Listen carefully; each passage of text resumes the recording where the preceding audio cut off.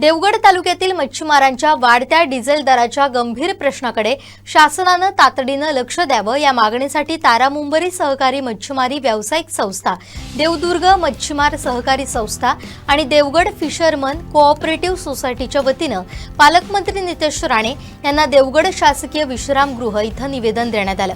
मच्छीमार संस्थांना मार्च 2026 पासून डिझेल पुरवठ्यात बल्क सेल वर्गवारी लावण्यात आल्याने आर्थिक फटका बसत असल्याचा आरोप मच्छीमारांनी केलाय।